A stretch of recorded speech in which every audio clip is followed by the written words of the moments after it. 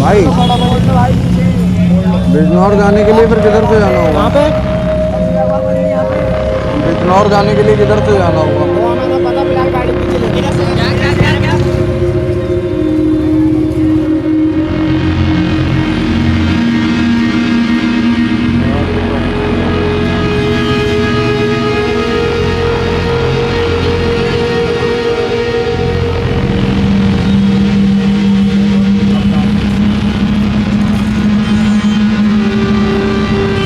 भैया बिजनौर जाने के लिए फिर और दूसरा रास्ता किधर है? बिजनौर जाने के लिए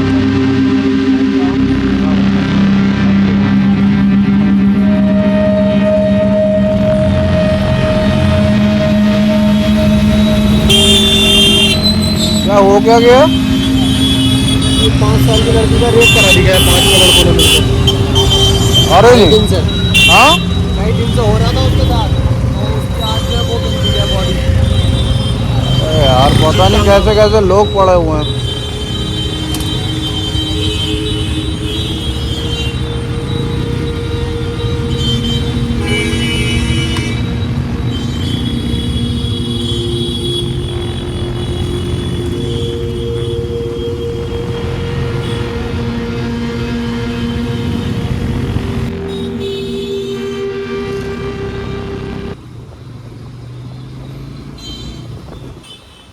गाइस, बड़े अफसोस की बात है कि 5 साल की बच्ची, जिसकी तो अभी कोई उम्र भी नहीं थी, उसके साथ में ऐसा सब कुछ हुआ। वो भी 5 लोगों ने मिलकर ये सब कुछ करा कई दिनों तक।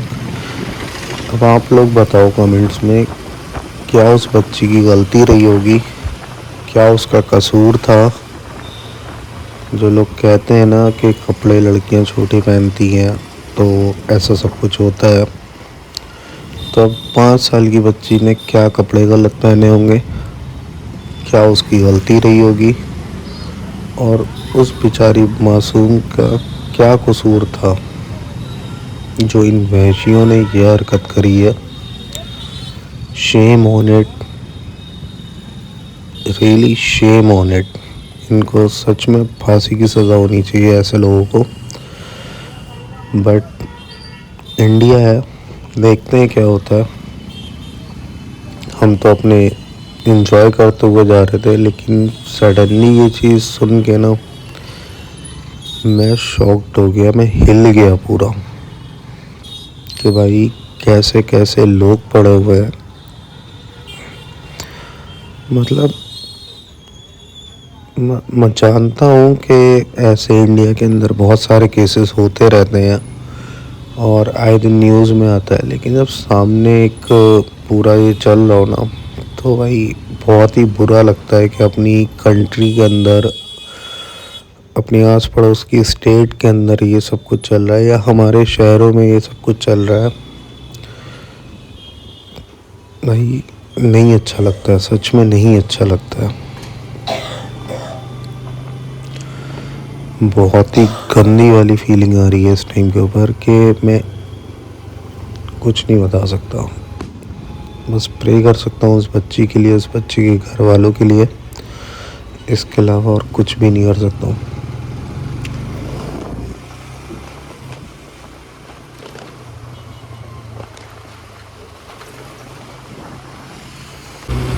सो गाइस, अब हम आ गए हैं बिजनौर, और बिजनौर से हम लोग निकल रहे हैं लश्कर के लिए। वो सामने देखिए आ गया डियर। तो देखा आप लोगों ने कैसे आया था डियर। और मैं इस टाइम जंगलों में हूँ, दोनों तरफ मेरे जंगल हैं और बीच बीच में जो थोड़े थोड़ी सी सिटी आ रही है, मतलब घर। तो मुझसे गलती हो गई, जो मैंने कट लिया था मुरादाबाद में, जब मुझे ट्रैक्टर वाला मिला था, तो उसने मुझसे बोला था कि सामने से ऑन हाईवे होके चले जाओ, लेकिन वो रूट लंबा था। मैंने शॉर्टकट मारने के लिए इधर से आ गया। चाहता तो मैं गढ़मुक्तेश्वर से एक्सप्रेस वे पकड़ के मेरठ जाता, मेरठ से अम्बाला, अम्बाला से सहारनपुर होके निकल सकता था, बट वो रूट लंबा था। तो मैंने अपना रूट बचाने के लिए इधर से आया, और ये मेरी सबसे बड़ी गलती थी, क्योंकि मैंने लिंक रोड रात में अकेले सोलो ट्रिप के ऊपर मैंने पकड़ ली, क्योंकि मेरे साथ में कोई भी नहीं है। और अब मेरी हालत ख़राब हो रही है इस रोड को देख के। तो मैं किसी को भी रिकमेंड नहीं करूँगा बाइक से अकेले आप इस रूट पे आओ रात में। कार से आ सकते हो, वो भी जब 2-3 लोग हो तब, वरना मत आओ इस रूट पे।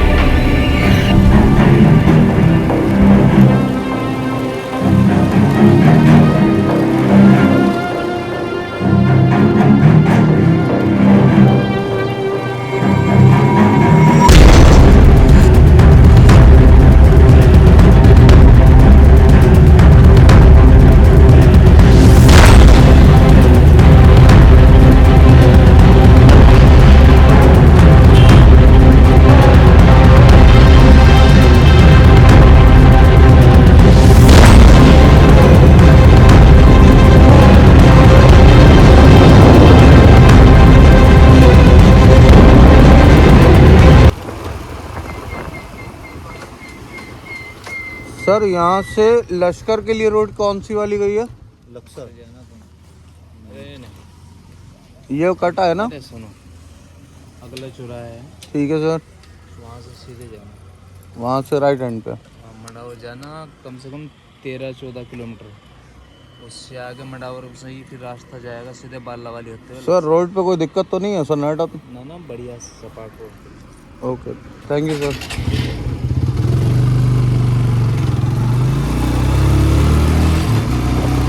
सर ने बोल दिया है कि रोड बिल्कुल सही है और आपको कोई इशू नहीं होगा। वैसे रोड तो ठीक है बट सन्नाटा बहुत है, तो मैं किसी को भी सजेस्ट नहीं करूँगा रात में इधर से आने के लिए। सो बहुत ही गंदा रूट है, एक तरीके से जंगल ही जंगल है।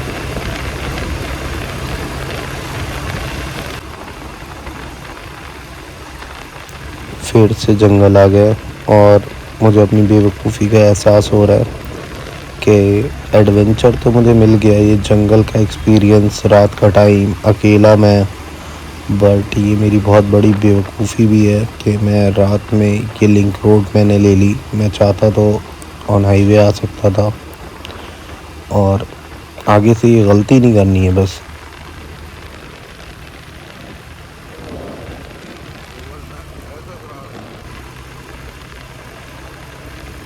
गाइस मेरे फ़ोन ने मेरा साथ छोड़ दिया है और मैं बस चल रहा हूँ पोर्ट्स की मदद ले लेकर कि मैं सही रूट पे हूँ कि नहीं हूँ।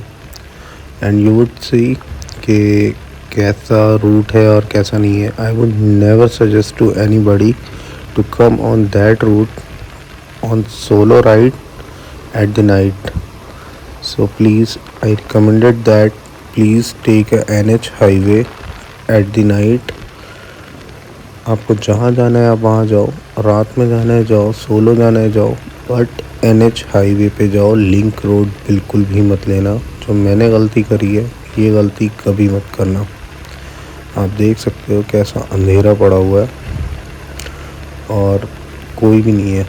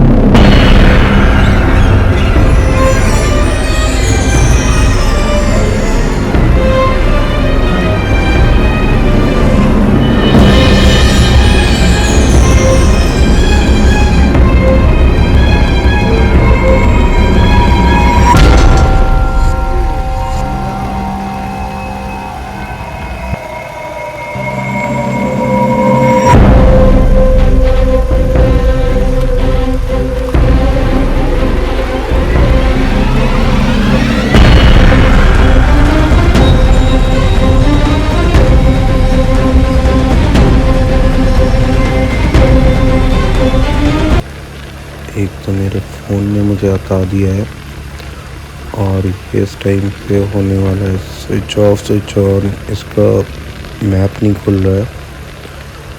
तो अब मैं देखता हूँ मुझे क्या करना है। सामने मुझे कुछ लाइट दिख रही है, मैं यहीं रुक जाता हूँ और इसको ठीक करने की कोशिश करता हूँ। सो उसके बाद आगे चलते हैं। गाइस हम आ गए हैं रुड़की कैंट और मैं जैसे तैसे वहाँ से निकल आया हूँ और हमने स्टेट भी चेंज कर दी है। अब हम उत्तराखंड में हैं और यूपी हमने छोड़ दिया है और हम यहाँ से निकल रहे हैं जल्दी जल्दी। क्योंकि अब सुबह होने का टाइम हो गया है तो हमें जल्दी जल्दी पहुँचना भी है। चलते हैं।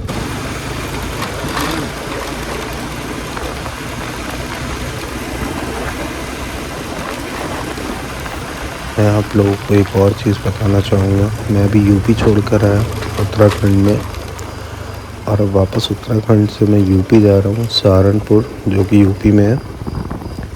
फिर उसके आगे मुझे हरियाणा जाना है, यमुनानगर, देन चंडीगढ़ पंजाब, फिर उसके बाद हिमाचल, शिमला।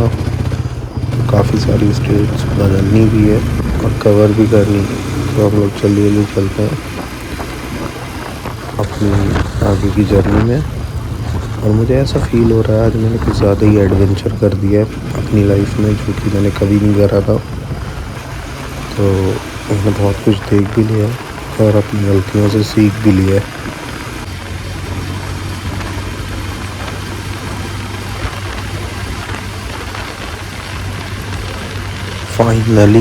फाइनली गाइस मुझे NH हाईवे मिल गया है और मैं NH हाईवे पर आ गया हूँ, जंगलों से बाहर, खतरे से बाहर।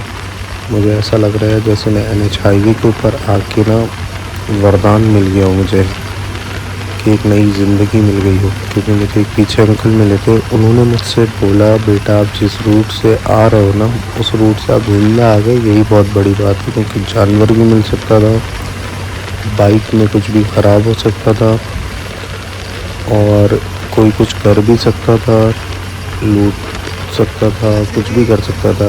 बहुत सारे थॉट्स आ रहे थे but now I am safe और मैं अब NH हाईवे पे आ गया हूँ। मैं बच गया गाइस।